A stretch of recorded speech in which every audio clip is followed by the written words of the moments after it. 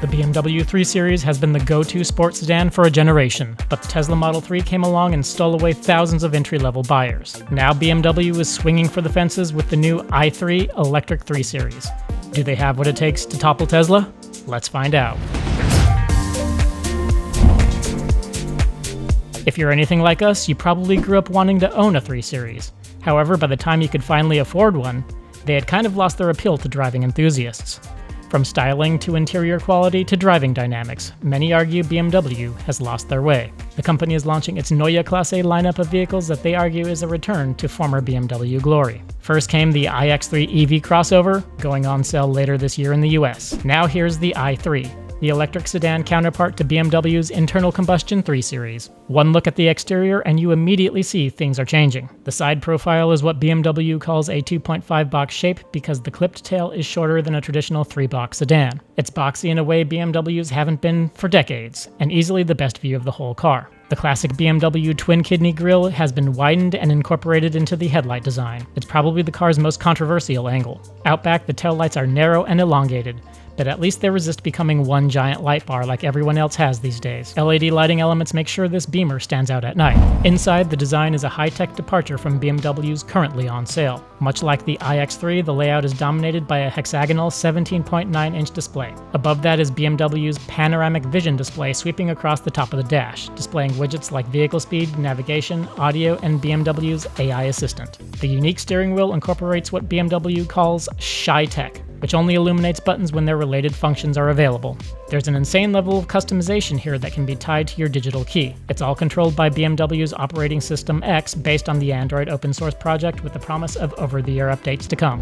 Controlling the car is an entirely new zonal architecture, much like what Tesla and Rivian use, where dozens of traditional ECUs are replaced by 4 zones that reduce cable runs, save weight, and cut energy consumption. One of these 4 superbrains is what BMW calls the Heart of Joy. It controls the driving systems, brakes, and some steering and regen. The company says it's what makes the i3 drive and handle like a BMW. Speaking of, the low center of gravity of the battery pack is said to combine with the strut front suspension and 5-link rear axle with anti-roll bars to hopefully ensure the company's hallmark driving dynamics. An adaptive M suspension will be available as an option.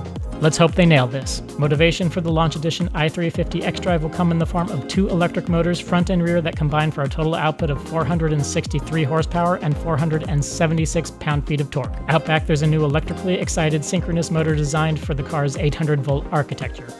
The EESM design allows for high torque and constant power output across the motor speed. An asynchronous motor on the front axle is compact in size and more resistant to heat.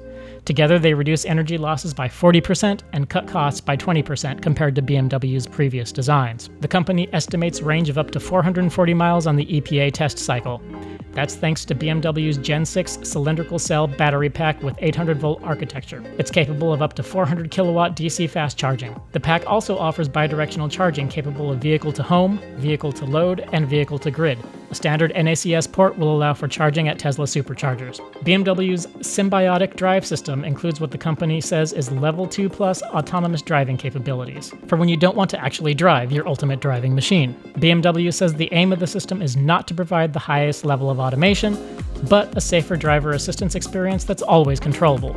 So we guess don't expect Tesla FSD here, at least not at first. The big question remains, can it knock off the Model 3? Probably not in total sales volume, but this might finally have the specs, not to mention the looks, to win back some sales in the entry luxury sedan market. This is Car News Rundown, your new source for automotive news, debuts, and analysis. Like and subscribe to get our latest updates. Thanks for watching.